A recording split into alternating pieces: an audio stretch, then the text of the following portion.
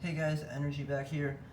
I'm really excited to bring you guys this video today because I feel like lot flipping is a topic that isn't necessarily talked about a whole ton on YouTube. There are a certain core set of topics that are kind of recycled in the card community, which is fine, but I think this is kind of a new perspective, or at least a new idea. So yeah, let's get right into it. But before we actually get right into it, I just want to clarify, this is the first video I felt like this is the first video that I felt like my views and my opinions could be interpreted as financial advice, and it's most certainly not. These are my views and perspective on the market and some strategies that I have used, strategies that have been successful for me. But a large part of that has been successful for me because I've taken the time and done the research, and put a lot of time and effort into doing these kind of strategies and pursuing some of these ideas. So if before you spend your own money, basically what I'm trying to say, before you spend any of your own money, make sure you do plenty of your own research, not just on lot flipping, but kind of the players you're flipping, the cards you're flipping, everything. I don't want this to be taken as financial advice. It's more just kind of my ideas and perspectives. So this is a Yordan Alvarez lot in here. I thought we'd do a little unboxing here to kind of show you guys an example that I've worked with. I've done this with Luis Robert, Bo Bichette, Yordan Alvarez, basically some of the bigger baseball rookies and prospects. And essentially what's happening here is I find a lot. I go to eBay's search bar. eBay search bar, and I type in Yordan Alvarez lot or Luis Robert lot, and that's all I type in. Then I click on auction, and then I sort by ending soonest, and I just scroll and scroll and scroll, and I try to find mislabeled lots that have amazing cards in them. And there is some work and there is some time involved in this. I might scroll through 500 different items. I'm not going to click on 500 items, but I'm going to look at the thumbnails, kind of read the titles and things. Like this was just labeled like Yordan Alvarez lot, parenthesis, check description, end parenthesis. Like the whole reason this works is because eBay's search tools, I would assume, are an algorithm.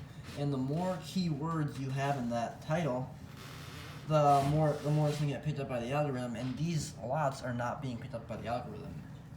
One thing I have to say though, this works significantly better, at least I've found it to work significantly better in baseball than basketball, because I'm assuming that's because the baseball market is just significantly smaller, so there are less people scrolling through all these lots, there's less people looking at the market, so it's easier for things to go unnoticed. I'm sure this can be done with basketball, but I just haven't been able to do it with basketball. I've been able to do it pretty successfully with baseball. And the thing with buying lots is I kind of wanted to buy Yordan. I wanted to put stake into Yordan. And so instead of buying like one Topps Chrome Refractor and try to find one of these lots, it's going to give me a bunch of different cards. And by buying them in an unlabeled lot, mislabeled, underpriced, hence underpriced, I'm able to buy a large stake in Yordan. Like, I'm buying him underpriced. I already think he's underpriced as a whole, but I'm buying him under current market price, which I think is already too low. And then I also think he has much room to grow. So it's just this whole chain of success. Like, if I were to sell these today, I would still profit. But I'm going to decide to hold these for a couple of months and see if Yordan can heat up a little bit, and then I'll try to sell then. Also, just kind of a side note before we actually get into the opening of the box. I have a bunch of, this is hopefully the first of 4 videos that are going to be released today. I have 2 different pack openings. I've got a box of 2020 Topps Holiday and a mega box, a Pink Ice mega box from NJ Holdings of Prism Draft basketball, that is. And then I'm also going to try to make a video either on Yordan specifically or kind of just baseball prospecting in general. I'll make both of those videos. I'm not sure which one I'll make today though. So yeah, kind of look for more stuff coming soon. And this isn't to say that I bought this, even though this one was super mislabeled, this isn't to say that you can't find good deals in properly labeled lots too. I found a properly labeled lot that I actually didn't end up winning because I didn't click place bid quick enough, but like that was a properly labeled lot, and that went for like a third of what I thought of what market value was. So there are a lot of different angles to look at here. There's definitely something else too. What was it? I don't know. I'm in my basement, so I apologize if you guys can hear the hardwood floor creaking above me. They're probably a little bit annoying. Oh, my tripod. I don't know if I mentioned this already. I did not.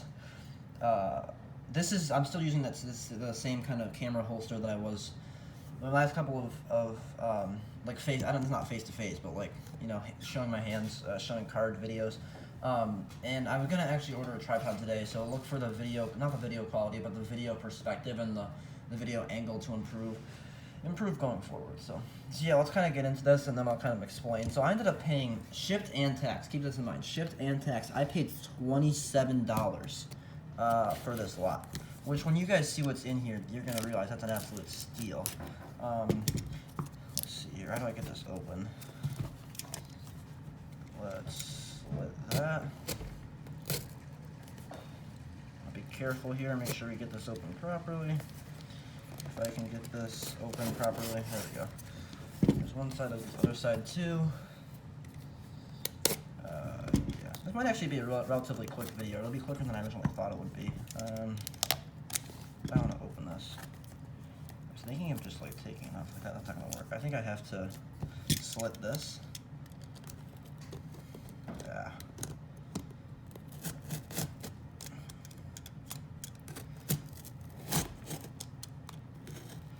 I mean, this is actually this is kind of a side note. I think this is kind of a skill that the younger generation doesn't really have because we don't really get letters and packages. But it's like opening some of these boxes is a struggle. I don't want to get this open. I could do it from this angle, I guess. If you guys want to skip ahead, you probably can skip ahead 10 or 15 seconds. So I want to actually have this open.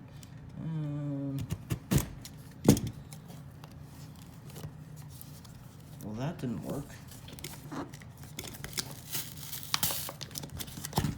This is probably really cringy to you guys. It's most unfortunate that I cannot get this open. Oh, there we go. I got it. I also don't want to damage any of the cards inside or anything. That would be tragic. Let's go. I can see the packing peanuts. It's got to be coming out soon. There we go. Let's go. Let's go, buddy. Come on. Let's go. Come on, sir. Sir. Sir. There we go. There we go. Wow, that was a struggle. And it's not even over. Let me just flip this and it makes it a lot easier. Whoa. That was an ordeal. Luckily, the cards look to be safe. And I got to rearrange my setup real quick. Let's just dump these packing peanuts out. This is well packed. I've got to respect the seller. Even though you mislabeled your lot, you packed this very well. And shipping was reasonably priced too. Oh, that's nice. I'm gonna put these packing peanuts back in this box, and then oh shoot, it's not the camera. This is a little bit of a catastrophe in this whole opening process. Put the packing peanuts back in the package, and then kind of get it out of my way so I have more space in my setup here. And then we'll get into the actual cards themselves. There's gonna be a variety of inserts, a lot of Topps Chrome stuff. That's kind of what drew me to this, especially like a long-term baseball, not even long-term, but short-term in terms of like this year, this upcoming season. I would stick to Topps Chrome or Bowman Chrome first. Topps Chrome rookies, obviously. There we go. Get all the tape off this. Yeah, this is a big thing. I really appreciate this guy that used painter's tape, which is this blue tape, because it comes off really easily and doesn't really mark the card savers or the card loaders, top loaders, very much, as opposed to Scotch tape. Scotch tape ruins card top loaders, which I might do a rant on sometime. I don't think I actually will, but it would be a funny video. Just me ranting on card loaders. So you guys can see this is a lot of cards for $27. Once you guys see what's actually in here, I mean, it's nice. This actually feels like more than I ordered. I only thought I ordered like 10 cards, so they might. That's the thing. Sometimes these guys who are, they just want to get rid of these cards, right? Because they might not necessarily be super high dollar cards, and they're probably taking up a bunch of space. If these guys are opening a ton of packs or something. Let's see. There we go. Now all the tape is off. That was an ordeal, to say the least. Let me just put this back on the deck. It always took like 3 minutes to open all that stuff, which was not good, but you know what? We're here now. That's what matters. Freshman Flash Jordan, like $1 probably right now. I'll like say the current values of these things. So like $1, $2. Topps Paper Rookie. So I'll take like total. So I'll be like $1 and $2. You know, because these are each $1. So $1, $2. How about like a $5 card? So 7. How about a $3.50? Call these combined 7. So that's $14 total. Call this like a $3 card. That's like 17 bucks. $20 total. This is a Topps Chrome Refractor, which is fire. That's like another 20 bucks. That's like 40 bucks. I'm gonna assume these Topps Chrome are all like $4. Oh, I think he gave me think he gave me an extra. That's really nice. It's like 40, 44, 48, 52, 56, 60, 50 cents each, maybe $1. Power Zone, another 50 cents. So what is this, like 61.50? And then, oh yeah, a Bowman Sterling pink rookie, numbered to 75. That's like a current value of $10, but it should be more like 30. I mean, it's a Bowman Sterling rookie to 75. It's pretty fire. So that's what, like, did I say 61.50? And this makes it something around $75 total. Now that's $75 in purchase price that I bought for. What did I buy it for? $27.01 shipped and taxed. I mean, this strategy works, guys. Like, I could sell this now and make a ton of, I can make bank, but I'm gonna hold this, and if I hold this and he actually does well, my profit on this lot will be absolutely, I mean, it's already insane, but it will be ridiculous. I'll set these cards up in the background. Have a nice little display here. So this, I mean, I've done this, as I mentioned earlier, with a lot of different players. So, excuse me, even if you're not a Jordan guy, you can do this with pretty much anyone. Anyone, if you really want to put the time in and you want to, I can't get that glare off. It stinks.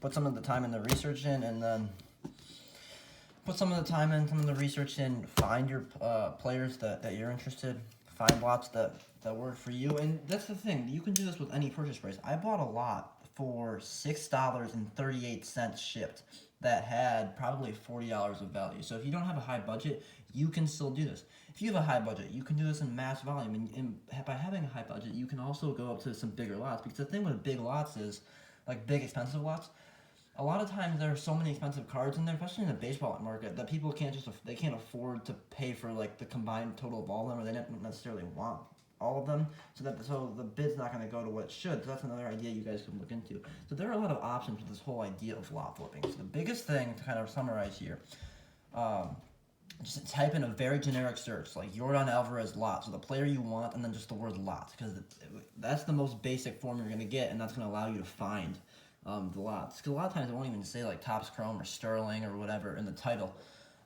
This is not a good camera. There, it's a little bit better.